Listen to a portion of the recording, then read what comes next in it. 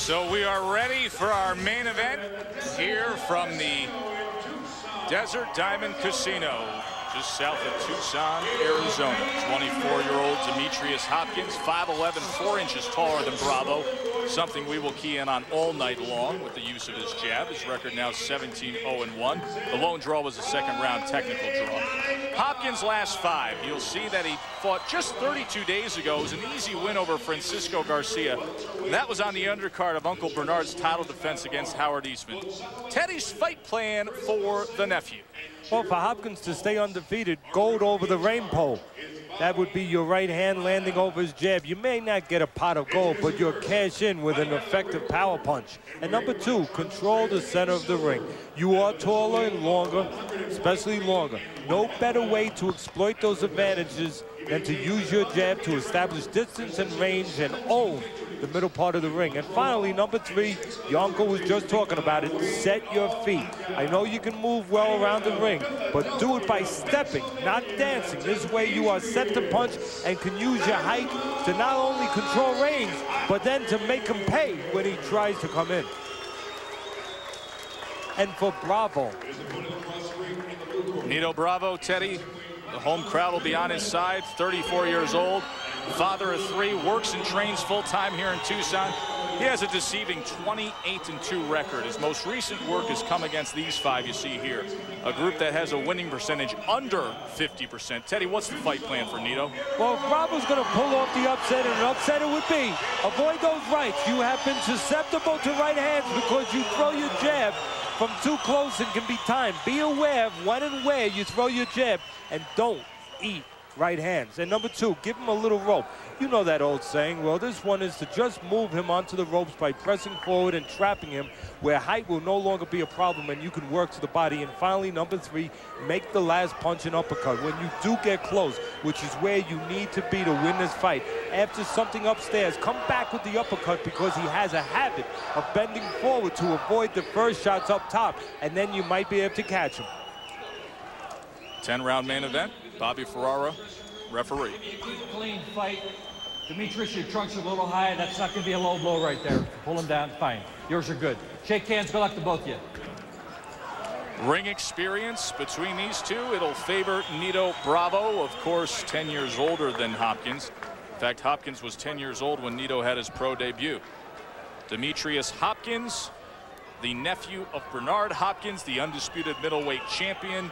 Bernadette, Bernard's older sister, is Demetrius's mom, and now fighting not just with his uncle as his promoter, but with Bowie Fischer as his trainer. And Teddy, he has a lot of confidence with Bowie, that old school kind of mentality, working hard, sparring with Bernard and correcting the little mistakes nonstop. Not to mention he knows that he was successful with his uncle. Says he's trying to sit down on the punches, limit mistakes, use angles. He needs to step, not dance. This way he's always set to do something. Feels he's a lot stronger now than he was before. Says he has a clear mind, does the 24-year-old Demetrius Hopkins. This is where Hopkins wants to be, in the center of the ring, where he can draw a line, not in the sand, but in the canvas. And he can control that line with his jab and dare Bravo to cross that line. If Bravo dares cross that line, the right hand should be there. For the thin, wiry Hopkins, and we talked about it earlier with the champ and with the former champ De La Hoya. Those wiry guys get good leverage in their punches. When they start to sit down on their punches, like a Tommy Hearns, like a great Bob Fosse, the former light heavyweight champion, they can bang a little bit. There it is, the 1-2 there, sending Bravo back a bit. You're watching Friday Night Fights, so glad you can be with us from Tucson, Arizona. I'm Joe Tessitore, joined by Teddy Atlas, Brian Kenny, Jermaine Taylor in studio, and Bernard Hopkins will be joining us in moments to broadcast his nephew's fight here against Nito Bravo.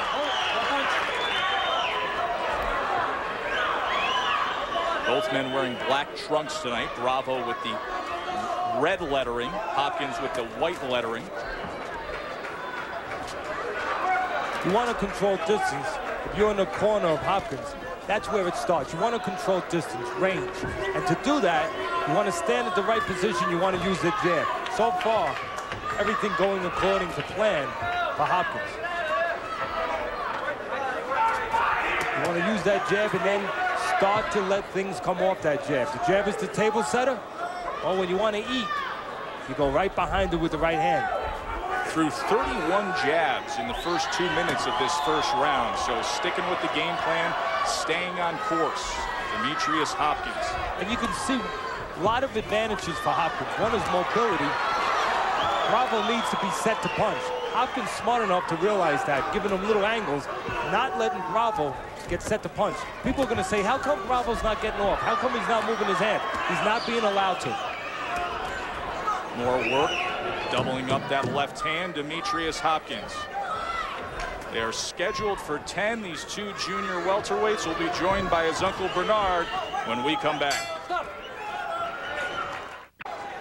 Look who's here, undisputed middleweight champion of the world, Bernard Hopkins, as we get ready for round number 2. His nephew Demetrius taking on Nito Bravo. Bernard, you had to like the punch stats and the way things went in the first round when Demetrius was 15 out of 53 jabs. Absolutely. I mean, refreshing. I've been working on him in the gym and myself on throwing jabs and making sure that you have a consistency every round. So you're going to look for more jabs to come in the second and third rounds until the fight ends or the fight goes to 10 rounds. So he's been working on that jab and he's pumping it out now. Bravo, by the way, was 0 for 19 when shooting out his right hand. Presses into the corner here. Bobby Farrar is going to split him up. A bad sign right there, fellas. Just a moment ago, if you were back of Bravo, he worked his way in the right way. He brought his feet, he used his jab, he got where he has to be on the inside with Hopkins. But then when he got inside, he wasn't able to do anything. If he's got a chance to win this fight, he has to be able to do that. Work and not get tied up on the inside. Goes to the body that time as he pressed forward. And Demetrius has to throw the jabs and also go to the body with left hooks and try to offset everything that he does, because after a while he'll get used to the jabs and figure it out. So you got to give him more things to worry about. Demetrius has to make, I think you would agree, Bernard, has to make Bravo pay for real estate. If Bravo's going to try to come forward, which he has to do if he's going to win this fight, Demetrius must make him pay. Exactly. I mean, like that. You put money in the bank, you put punches in the bank, you're going to get a big return at the end. And he has to put body shots together and make him think twice before he just walk in the way he is now. Landed a right uppercut moments ago. Nito Bravo's an interesting story. He left boxing in 1992. He got married, he started a family, took on a full-time job. And then, as he put it, he started living the wild life and went through a very difficult divorce, took time away from the game to clean himself up. But boxing has been playing a positive role, doesn't miss the old lifestyle, and he says he hasn't had a drink in coming up on 5 years. And you know the success that he's had in the ring and gathering a following here in Tucson. This is his biggest test, though, since that layoff of nearly 9 years. As you said, Joe, last 4 years, Bravo's been very busy. But before that, at that gap of 8.5 years in activity, right after he suffered his first loss by knockout. Only time he's been knocked out. I mean, this is one of the great stories you hear about boxing. Myself, you know, I did time in the penitentiary over 18 years ago. You hear a lot of bad things about boxing, but boxing done a lot of great things for fighters and gave them opportunities to live a good life. Boxing saves a lot of young men. There's a left hand and a straight right from Demetrius as they come off the ropes. Well, Bravo has a susceptibility to right hands. And he takes them very well, and that's why Demetrius should go to the body now. Scheduled for 10, they come to the end of round number 2. A good start for Demetrius. Let's take a look at the last round here. Not a good picture for Bravo. He works his way inside and he gets the worst of it because he falls off bounds, gets pushed back with his distance, and Hopkins scores. Joe Tessitore, Teddy Atlas, joined by our guest commentator tonight, Bernard the Executioner Hopkins, watching his nephew Demetrius in the ring. Uncle and promoter, and just like you said, we'll look at the CompuBox numbers, Bernard. Saw the jab numbers moments ago. Exactly. 30-3 so far through 2 rounds. Short left hand from Demetrius. Demetrius quicker. Bravo, he gets off faster than him, so he should take advantage of that, Teddy. Yeah, he is. He's got a lot more options in there than Bravo does. Bravo's option seems to be able to come forward. That's the only option. And when he gets inside, he must not do that, get tied up. He's going to have any chance at all. Your nephew has a lot of options. Teddy, that lot of options theory worked out well with your prediction of Eric Morales last week, didn't it? Yeah, I got lucky there. You guys picked Pacquiao, and I was able to pick Morales. I figured with the experience, being a bigger guy, and being able to, as you just said, do more things, stay on the outside, use the jab. Pacquiao had one way he was going. Morales had a couple ways. He was right inside and outside. Bravo not able to do much pressing in that time against Demetrius here nearly halfway through this third round. I will say this, Teddy, and I mean, Eric Morales is an all-time great, an all-time legend, and just a wonderful fighter. But you give me no cut, and you give me the Reyes gloves instead of those winning gloves, because not that the gloves made a difference, but they made a difference mentally to Manny Pacquiao. You always talk about the mental aspect. They might have made a difference physically, too, because they have an edge on them. They have a seam, and those gloves caused a cut, and that seam may have been a part of it. Love to see a rematch. Action heating up here between Hopkins and Bravo. I got it. Bravo only chance is to try to rough Demetrius up and press him and press him and press him. But as Teddy said earlier, he's not letting his hands go, Bravo, when he's inside. No, that's a bad sign right there, Bernard. And this is a good sign for me. Yeah, it is a good sign. Exactly. Yeah, we know what side you're on. There's no denying that. Now, not only uncle, but promoter. Stop punching. Stop punching. Golden Boy Promotions here in Tucson, Arizona. Bravo's going to have any chance. He has to work in without taking a lot of punishment. And once inside, he can't do that. He cannot smother himself. He cannot get in position where he's not able to throw punches. I think anyone could see that Bravo can't win on the outside. So he has to find a way to be effective inside. Demetrius should keep Bravo in the middle of the ring where he can work his tools and not get pushed back to the ropes. You know, take a left side to the, step to the side, to either to the left or to the right, but never go straight back. You don't want to be in the path of that punch. Good action here this month of March on Friday Night Fights, and April's going to be solid too. Brian Kenny takes a look. Spring is here. Time to warm up with Friday Night Fights on ESPN2. Next week, middleweight prospect Willie Gibbs returns to the ring after a hellacious fight with Daniel Edouard in one of the best fights of 2004. April 8th is a matchup between two of the top 10 130-pounders in the world. Can Mighty Mike Anchondo stay undefeated against the man who tested Acelino Freitas, Jorge Barrios? April 15th is a super middleweight night. Veteran top contender Antoine Eccles takes on Kingsley Aikiki, a Canadian slugger that stands 6'4". Jeff Leptook Lacey, a rising star in the sport, is with us in the studio, and it's the 20th anniversary of Hagler Hearns. And on April 22nd, heavyweight Dominic Wynn tries to jumpstart his career against tough veteran Friday Ahunanya. Friday Night Fights on ESPN2, your boxing authority. Fourth round between Hopkins and Bravo, our main event. Joe and Teddy here with Bernard Hopkins, just watching Brian talk about the fights that are coming up in April. But Jorge Barrios, Mike Anchondo is going to be a war. But Kingsley Aikiki, Antoine Eccles. I know about Antoine Eccles. Yes, you do. Yes, you know twice. About Antoine Eccles very well. I had 2 dates with him. Should be a heck of a fight between those two on April 15th. The punches in round number 3. Hopkins was 28 out of 49. Came off the jab number a little bit. Only threw 22 jabs in the third round after throwing 53 and 45 in the first and second, respectively. And I just saw you motioning to your nephew. What were you telling him? Body shots. Throw 3, 4, one combination. Whatever he throws, he got to end it with a body shot. Left hook to the body, because he's, this guy can take a good head shot. I mean, and you want to slow him down a little bit, take some of his confidence away. Put money in the bank, Teddy, as you said 2 rounds ago. Total punches you see through. Good bodies. That was good body shots. 2 left and right combinations to the body. The only way a guy like Bravo, who's probably not as talented, quite honestly, as your nephew, can win is to get confidence, get a rhythm going, really start moving forward, getting things his way. And one way to take that away is to bang downstairs. The bang downstairs. He brings his hands down, and you want to protect that body, and then you can work upstairs with your quick jabs and your left hooks.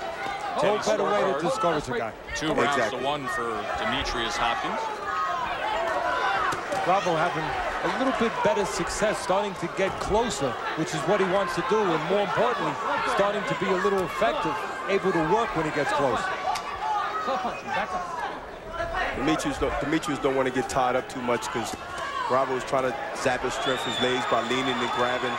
Demetrius should keep his fight in the center of the ring with the jabs and combinations and a left hook to the body. Demetrius is letting Bravo get too close the last 2 rounds, quite honestly, Bernard. Exactly, and that's what I mentioned earlier, is that Demetrius making the fight a little harder than it should be.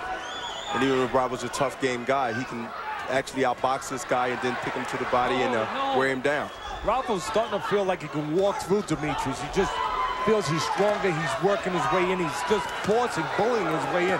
I think your nephew needs to start sitting down on some punches on the outside and start to make Bravo pay a little price, gain a little respect from him. And Bravo, he don't mind taking a punch to get one in, get two in. You can see his style. You want to come straight forward and break your will and wear you out and come on later, as you said earlier, Teddy. That's his style. And right now, I believe Demetrius needs to get on the outside, as you said, and start to make Bravo pay a little price. Make him taste a little leather. Slow him down a little bit. Exactly what you guys are talking about in our prime example of it here, with Bravo inside at his range. Able to get off, let those hands go against Demetrius Hopkins. A much better round for the Tucson native, Nito Bravo.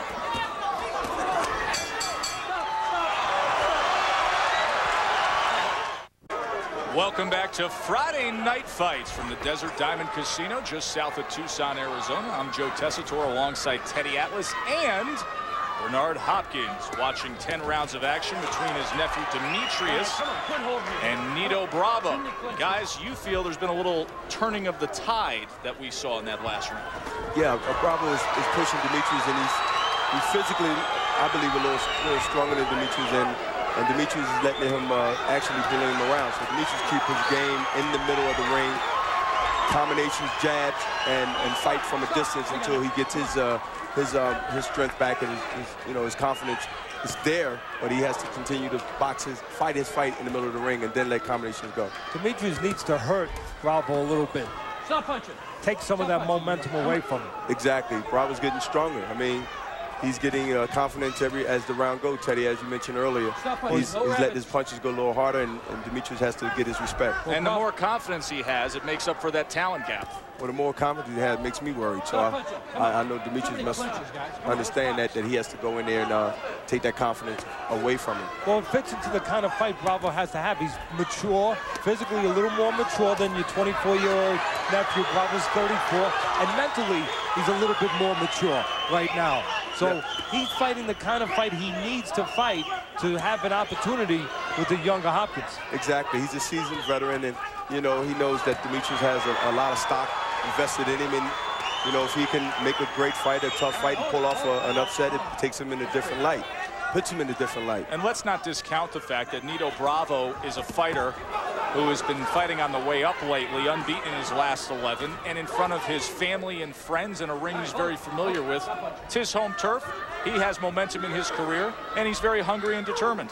Exactly, and this is a good test for Demetrius also, and Bravo is going to test him tonight. As you say, he's got to go home and face his friends and family, and they're going to ask why he didn't win. So he has to have that back in his mind, and Demetrius understand that. Combinations, Teddy. He's throwing the combinations. He got the quicker hands. Let him go and keep the fight in the center of the ring, and it'll be a much easier fight. And it looks like your nephew now is starting to zero in on that uppercut. He's starting to feel that he can maybe make that right uppercut an effective punch with Bravo as he leans a little bit coming in. Teddy, I heard you mention it a month or a year ago when you said fighters that lean cross the lead foot with lead leg, which is the left. You sort of can't get your balance to get away from punches quicker. So he's sort of leaning. His body's not in a straight position. Is leaning, the weight is to his front, and you get you're right, Bernard. He's squaring up too much. Bravo is. See, Teddy, even the undisputed champions listen. Well, definitely. You got a student. I'm learning.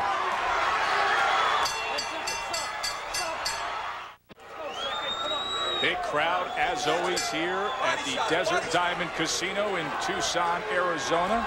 Many faithful fight fans come out consistently here, and we're seeing a good main event. Demetrius Hopkins, the young, unbeaten prospect, taking on the veteran hometown hero, Nito Bravo. You see the total punches, 124 to 55 edge for Demetrius, but Bravo threw 84 punches in the 5th round. That's his high total of the fight. Joe Tessitore and Teddy Atlas with a concerned and proud Uncle Bernard Hopkins here on the broadcast. And now we're joined by Bernard Hopkins' future opponent, top contender Jermaine Taylor. Jermaine, what do you see between Hopkins and Bravo that maybe we don't see? I saw in the first round, Hopkins, he was doing a lot more boxing. He was standing in the middle of the ring. I think he needs to get back on that. He was working well for him. Jermaine Taylor joining us here. Action's been heating up in these middle rounds. Bravo on the inside, able to let his hands go a little more, Teddy. Bravo has been able to get where he wants to get, in close. Yeah. The key is whether or not he's able to do what he wants to do once he gets in there close and not get tied up.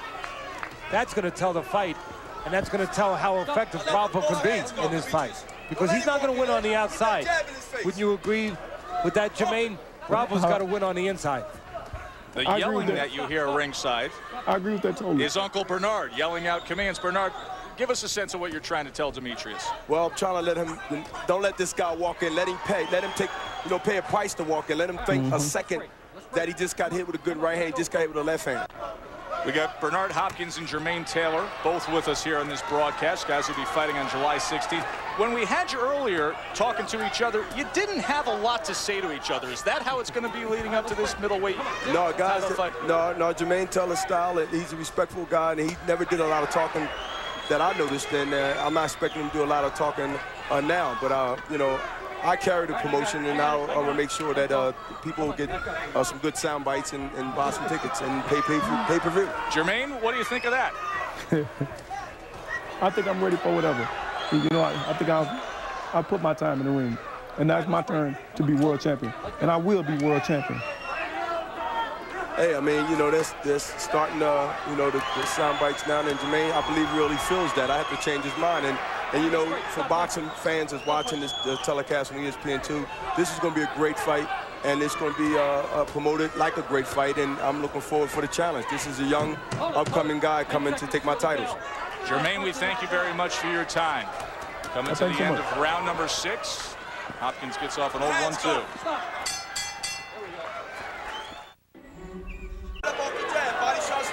Demetrius Hopkins trying to break through into the top 140-pound rankings. He's confident that he will do that thanks to his new team with Bowie Fisher in the corner now, promoted by his uncle, the undisputed world champion. But he's in a tough fight here with the veteran Nito Bravo. Round number 7 scheduled for 10. Joe and Teddy joined by Bernard ringside. Bravo charging in. Don't let him bully you, Big. Don't let him bully you. Keep that jab. Don't let him bully you. Power punches in round 6. You see Hopkins was 22 out of 42. Bravo was 13 out of 60. Teddy Atlas's scorecard 58-56 Hopkins. One of the more interesting broadcasts we've done here with Bernard ringside, and you can hear him going in between talking with us and analyzing the fight, and then screaming to Demetrius and barking out orders. Bravo not working when he gets inside. That is not going to serve him. When he does get inside, which Hopkins is doing his best to avoid, Bravo must be efficient. And he's not right there when he puts his hands behind Hopkins. Well, maybe not efficient, but he's throwing out some volume. He threw 84 punches in the 5th round, 93 in the 6th round. Of course, his connect percentages aren't that high. It's changed the last 2 rounds. Yeah, he's working more.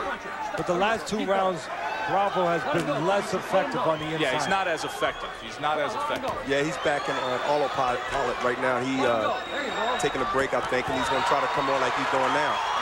And Demetrius, again, got to continue to keep his confidence up and the other guys down by punching, by connecting with the jabs and the body shots to take this guy confidence, because Teddy, it's going to be a tougher fight if this guy gets braver and braver every round goes. Bernard, you sparred with Demetrius leading up to this fight, and that wasn't always common in the past. What came out of those sessions? Well, one thing came out that he got to keep his hands up, and he had to be consistent, use his speed, use his good attributes to survive, and also to not get the worst of the sparring. I mean, we work on skill, we work on technique, but it's times where I have to let him know that, hey, I hit you with that right hand or that left hook because you had your left hand down. Consistency is so important. That's why you had the career you've had. You've been consistent. Yes, and Demetrius right now is not being consistent that I would like him to be right now. And Booby, if he was here sitting beside you, Teddy, he'd be telling you the same thing. He's hollering now to Demetrius, keep the jab in the middle of the ring. Well, there was bad news there and good news at the same time. The bad news was that Bravo was able to walk right in without paying a price. The good news for you and for your nephew is when Bravo got inside, he did that. Well, he tied up. That's been Bravo's sort of like strategy, downfall. Fewest jabs thrown and around so far by Demetrius, only 12 here in this 7th round. Scheduled for 10, coming to the end of 7. 10 years younger than Norberto Nito Bravo. Round number 8, scheduled for 10. Bravo, a very hungry hometown fighter here. Wants to win this one for his family, pave the way for a much better life, and the way he's been fighting lately, who knows how this one's going to play out. He's been on a hot streak, unbeaten in his last 11.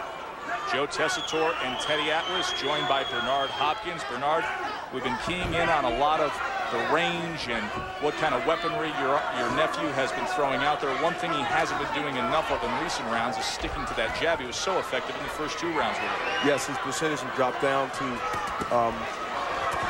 only had 12 in the last round. And I want him to continue to try to bring that back up. And I mentioned it to Bowie in the corner just now. And look for some combinations with some jabs to bring that percentage back up, hopefully, this round. Sometimes he takes his jab away from himself, Bernard, because he uses his legs too much. And when he's using his legs, he's not set to throw that jab. Exactly. I mean, even in the gym, Demetrius got a habit of moving unnecessarily. And wasted movement. Exactly. And waste of energy. Wasted movement means wasted energy. Left hand, me. Double up. Piss up behind it. And you know, it's funny. A lot of people watching, they see the slender-built nephew of yours. They say, oh, movement's good, but they don't understand. Sometimes movement can be good, but sometimes it can be detrimental. You move too much, you're not set to punch. You allow your opponent to close ground. Exactly, Teddy. You create your spots, and you create your positions, and you let your hands go. Move when it's needed to move. Don't move just to be moving. No, be effective. Be effective. You don't get points for moving, Teddy, as you know. You guys should charge for this stuff. A lot could be learned listening to the 2 of you tonight break everything down. It's not a bad teachers idea. of the game here, Teddy Atlas and Bernard Hopkins. Of course, the young student Demetrius with some hurdles and challenges in front of him tonight in the form of Nito Bravo right there on the inside, letting his hands go again, Teddy. And a good right uppercut there by Hopkins. He's been looking for that pretty much all night. Fires it off again there. Well, he's getting opportunities for it as Bravo starts to give a little bit of a hole by leaning forward. You know, this skinny kid here, Hopkins, he does his best work when he sets his feet. That's the funny thing about it. When he sets his feet, Teddy, he does the best. If he sets his feet and have confidence in what he's doing, he can be more effective. He's the boss when he sets his feet. People would think that the stronger built Bravo would be, but so far it's been Hopkins when he has set his feet. He's got the quicker hands, and he's able to generate effective punching when he's set. He wants to get out of there so quick, Teddy, before he even see what the, get some kind of blueprint on what the work there for him. End of round number 8, scheduled for 10. Joe and Teddy joined by Bernard Hopkins, the man who now for a while has been sitting on top of those ring rankings for the pound-for-pound list. Boy, Roy had it for so long, but you're king of the hill for a long time. Even at your age, Bernard, what do they say? Oh, boy, when's he going to fade? When's he going to get old? No, number 1. Number 2 is Floyd Mayweather, who had this to say about you. How many different weight classes has he been to? I could have stayed at 130 pounds, milked the belt forever. Instead, I went to 4 different weight classes. No way you could put Bernard in the same league as me. Do the math. I'm in exciting fights. All these fighters are going the distance with him. He doesn't care for me. I don't care for him. Your response to Pretty Boy Floyd? Well, Floyd Mayweather is a younger guy, and I expect, young people to act different than the elder people do. And I'm his elder, so I'm going to give him a spanking when I see him. I'm going to give him a spanking right there. Floyd, Pretty Boy, when I see you, I'm going to give you a little spanking across your behind. But, he's young, and he probably get the same lesson when he become my age if he's boxing, and somebody else said that they should be pound for pound. Round number 9, Demetrius Hopkins, Nito Bravo. didn't have the greatest remarks to say about Arturo Gatti at their press conference this week, a fight that's made for June. Real quick, who do you like in that fight, Gatti Mayweather? I like Gatti, man. Especially after that quote. I'm going with Gatti now. I'm going with Gatti. Yeah. Gatti gonna get you. 26 jabs in that 8th round for Hopkins. That is his high total since round number 2. So he does listen to Bernard. Bernard was imploring Bowie Fischer and the corner to try to get that point through to Demetrius. We saw his jab totals drop off, went back up in that 8th round. The key word here is effective. Who's effective, not who's not effective. Not who just gives the perception they're doing something. Right now, Bravo coming in, but not being effective. Not getting to the place he needs to get to. Let your hands go right now. Combination. Here Bernard telling his nephew, let those hands go. The doormat, the welcome mat is put out for Bravo. Actually, when Hopkins moves too much, that's when Bravo's able to come in without paying a price. The doormat, the welcome mat is taken away when Hopkins sets his feet. Let him go, Demetrius, you're holding. All right, let's bring in Bowie Fischer, the longtime trainer for Bernard Hopkins and now working with his nephew Demetrius. Bowie, what do you want to see in these last 4.5 minutes of this fight? I want him to start to stay busy with a good left hand, stay on the outside, stay with his jab, and go with double shots inside. He'll be all right. Don't fight this guy head on and try to fight a rough fight. Get outside, stay outside and box. Come on for the outside with your left hand. Left hand. Bowie, we know you want him on the outside. Do you want his feet to be set a little bit more so he can be a little more effective on the outside? I want him to be able to move, not to move from side to side and punch with both hands to get around the guy. Like right now, he should get around him, punch to get around. You want him to do it where he's set on his feet, or you want him to do it where he's just on his toes? I want him to be up on his toes with a good balance where he can pivot and move from side to side if you have to. You can go back and go to the side, whichever way you have to go. Bowie, like now, thank you for moving his hand. Bowie, thank you so much for your time. Okay, thank you. Left hand, baby. Left hand. And Teddy, I think Bowie, it was, you know, I believe Bluey's saying the same thing we're saying. He's saying pivot and you know, get up on at least a ball of his feet, not actually just run and go here and go there, but get some kind of, you know, some kind of foundation to be able to throw those power punches that we are talking about today. There's the combination you've been looking for. I don't think he wants him on his toes, because if he's on his toes, he's not set to punch. I think what you just said, he wants him on his balls of his feet, where he's set to move, but also punch. Exactly. 1 round to go. Demetrius Hopkins, Nito Bravo. It's been a good fight throughout. Stop. Gotta make a statement, Demetrius. Get ready for a heck of a 10th round. Demetrius Hopkins and Nito Bravo. The unbeaten prospect trying to become a contender in the junior welterweight division is Hopkins. The hungry, heart, and determined fighter in Nito Bravo, who was away from the game for 8.5 years and has come back and has been unbeaten in his last 11 fights, wants to pull the upset. Teddy Atlas's scorecard. Hopkins ahead 88-83. But remember, we're in Tucson, Arizona, the home of Nito Bravo. So who knows which way it'll go. You know, one way I disagree with Bowie a little bit, or maybe disagree with him a little bit, depending on how he interpreted what he said, is I understand that he doesn't want his young charge Hopkins to stand in front of the stronger, slower Bravo. He has choices. He can move to the side, keep him off balance. I understand that. But the facts are the facts. The facts are when Hopkins set to punch, Bravo never gets close. He's never able to get inside and use his strength because he pays a price. He gets inside when Hopkins is not set to punch. When he stops. Yes. Bernard, are you concerned right now, or you feel good about this? I feel good about this, and but I want Demetrius to make a statement. This is the 10th round. Make a statement. Still try to get this guy out, no matter if you think you're winning or not. And as Teddy said earlier, Demetrius needs to right now get confidence in his punches and his power to make a statement. I mean, you know, he can make it. The guy's there. He's a perfect guy to be there. And Demetrius is taking that away from himself by trying to run and move sometimes when you don't have to. But he's, you know, he's doing well. I mean, this is a big test for him, and this guy's a veteran, and he knows what to do. Get back to yelling. I know you want to. I can hear it in your voice. I hear the raspiness. I'm pushing this button. Now look at that combination. See, I agree with you, Bernard. Yelling out commands to his nephew. When your nephew is moving too much, the punches are feather punches. But when he's set, the punches have more worth to him. And then Bravo is not on his chest all the time. Exactly. I mean, Bravo stays and watching, looks at him after he gets, hit 2 or 3 times, and Demetrius should take advantage of that.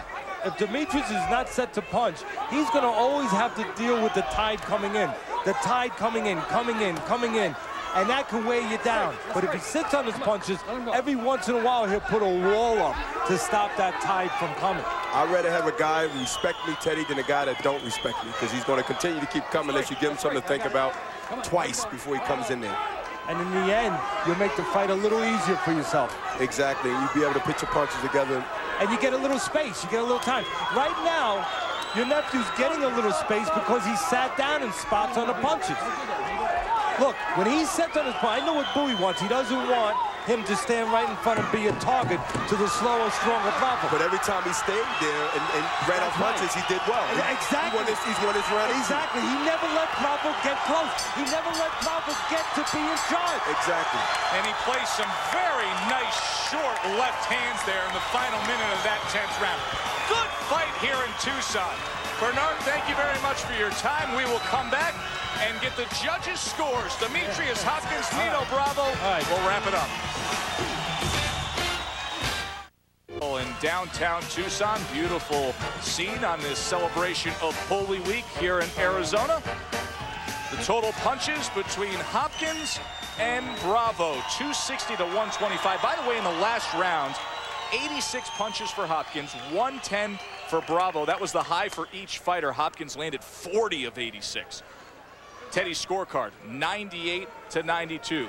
For the official announcement, we send it up to the ring to Lupe Contreras. Ladies and gentlemen, after 10 rounds of boxing, the official scorecard reads as follows. Judges Valenzuela and Martz scored about identically at 97 to 93. And Judge Chris Wilson scores it 98 to 92 to the winner by way of unanimous decision. Demetrius Dynamite Hopkins. Well, the crowd isn't booing the decision. They're just upset that their hometown guy doesn't come away with a win. I think most people would probably have it that way. Good, solid, steady effort, consistent work from Demetrius Hopkins, and he was tested throughout by Nito Bravo. Teddy, real quick, your thoughts. No, the crowd booing right now, as you said, they're just looking at a guy who was aggressive but not effective. So Demetrius Hopkins stays unbeaten. He moves his record to 18-0-1. Now let's send it back to Brian Kenny and Jermaine Taylor.